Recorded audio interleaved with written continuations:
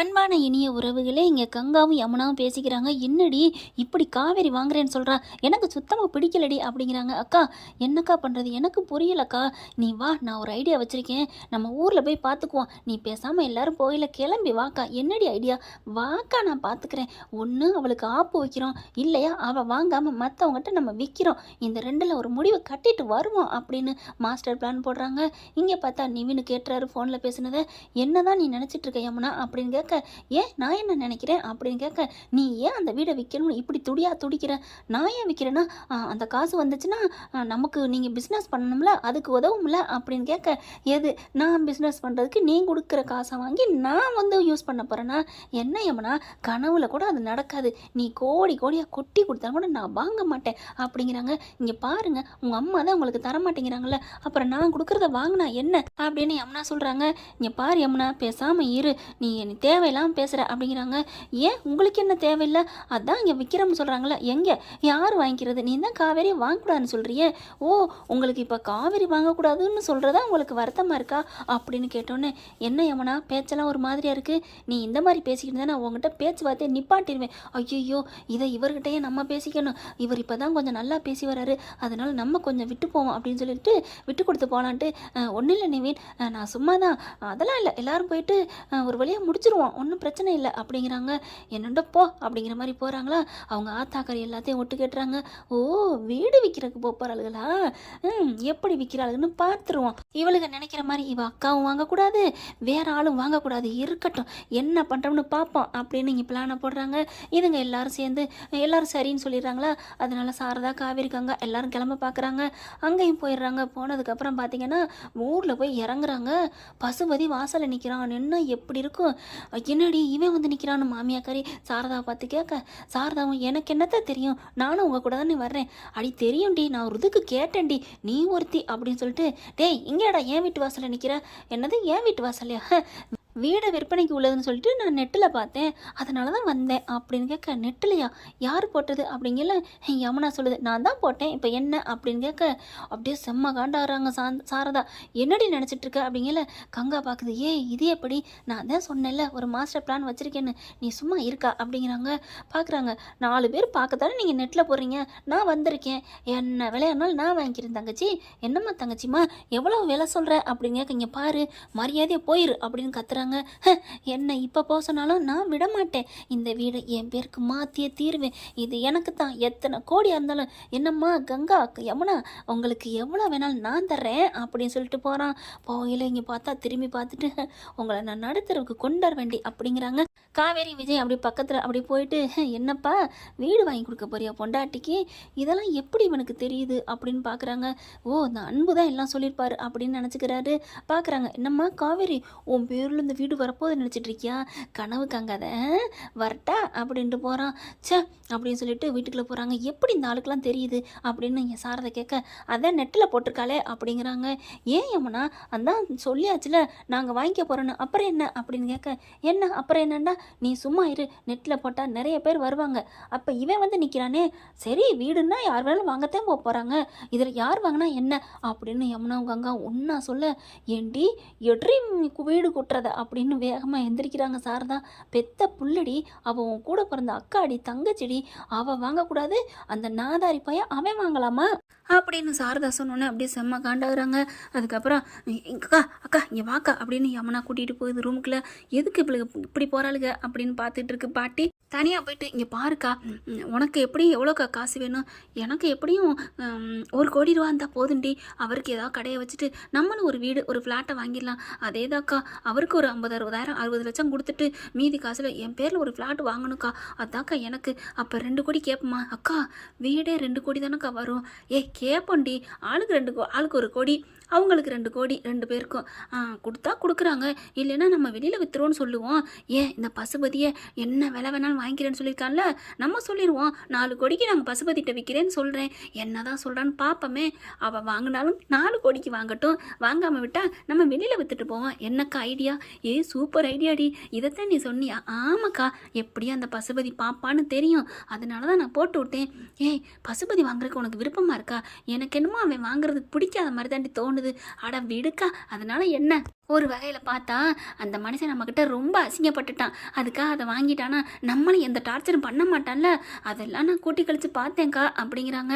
அதுவும் இல்லாமல் என்னடி உன் வீட்டு மாமியாரோட அண்ணங்கிறதுனால அவன் வாங்கட்டும்னு நினைக்கிறியா? சேச்சா அப்பெல்லாம் நினைக்கலக்கா, நம்ம நிம்மதியாக இருக்கலாம் அதுதான் அப்படிங்கிறாங்க. சரி வா வெளியில் போய் பேசுவோம் அப்படின்ட்டு வெளியில் வராங்க.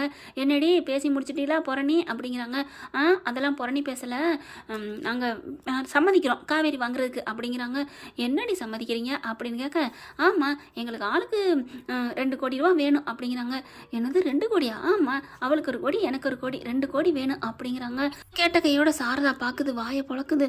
என்னடி நினச்சிட்டு இருக்கீங்க? உங்களுக்கு 2 கோடினா அப்போ எங்கள் 3 பேர்த்துக்கும் 3 கோடினா இந்த வீடு என்ன 5 கோடியா அப்படின்னு கேட்க, இங்கே பாருமா 5 கோடி இல்லை 50 கோடியோட வாங்குறதுக்கு ரெடியாக இருக்காங்க. நீ பார்த்தில்ல பசுபதி எத்தனை காசாக இருந்தாலும் நான் வாங்கிக்கிறேன்னு சொல்லிட்டு போயிருக்காருல, அப்புறம் என்ன? அடி வாயை மூடுறி.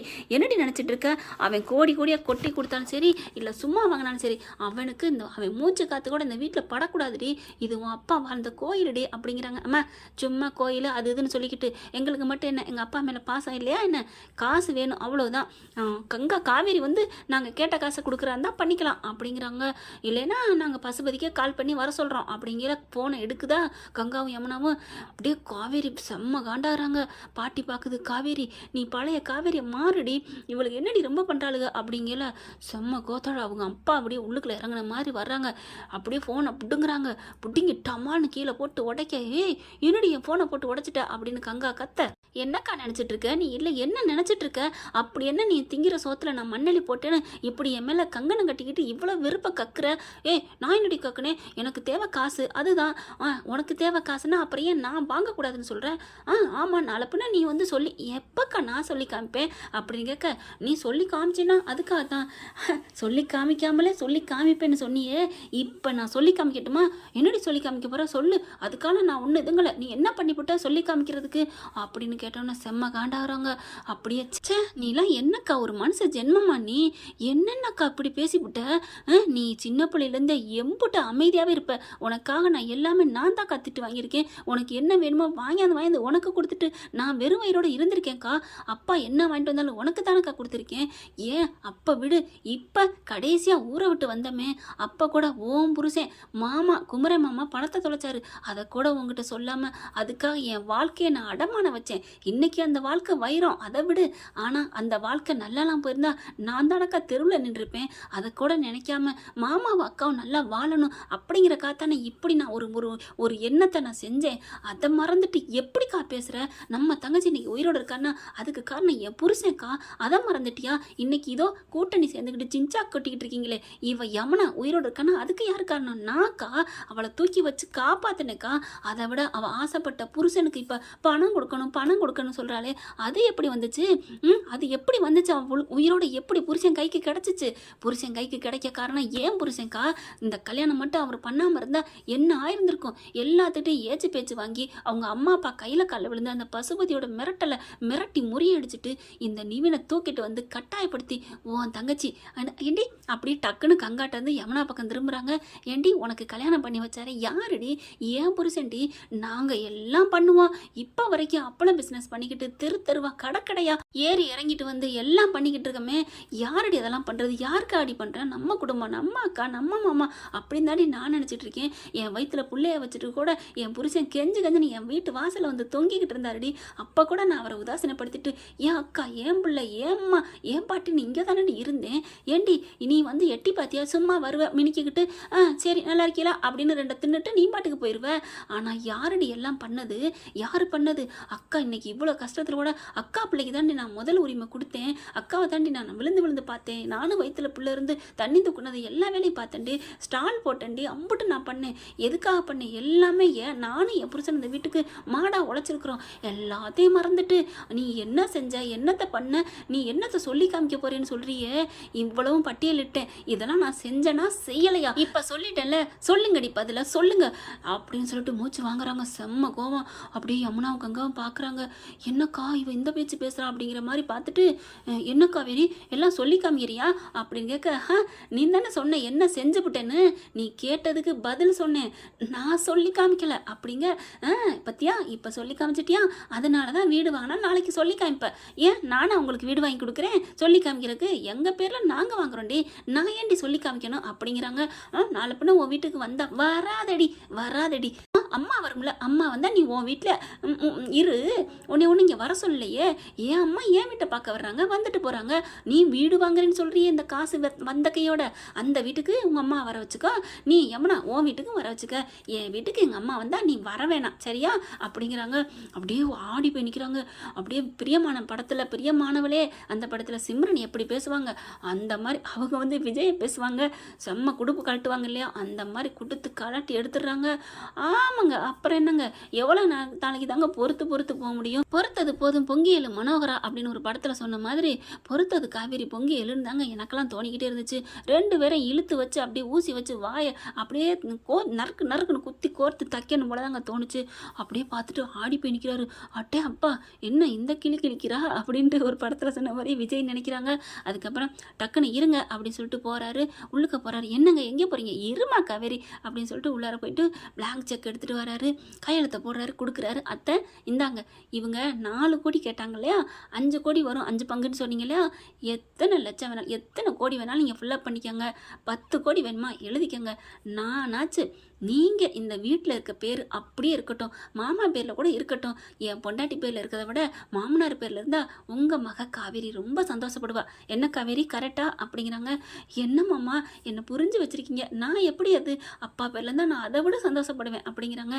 அதுதான் உன்னை பற்றி நான் தெரிஞ்சிருக்கேன் காவேரி, என்னை விட வேறு யார் தெரிஞ்சுக்க முடியும்? இதோ இவங்கெல்லாம் இருக்கிறாங்க, என்ன தெரிஞ்சுக்கிட்டாங்களோ அக்கா தங்கச்சி தெரியல, ஒன்றும் புரியலை அப்படின்னு சொல்கிறாரு. அதுக்கப்புறம் பிளாங்க் செக்கை நீட்டிறாரு.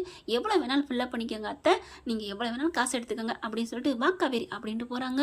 காவேரி யமுனாவும் கங்காவும் பார்க்குறாங்க. அக்கா அப்படின்னு சொல்லிட்டு கொஞ்சம் கூட சூடு சொன்ன இல்லாமல் டக்குன்னு அந்த செக்கை வாங்கிக்கிறாங்க. வாங்கிட்டு அக்கா பாத்தியா நம்ம போட்ட போர்டில் காசு வந்துருச்சா? அக்கா எவ்வளோ ஃபில்லப் பண்ணுவான்? உனக்கு 2 எனக்கு 2 4 லட்சம்.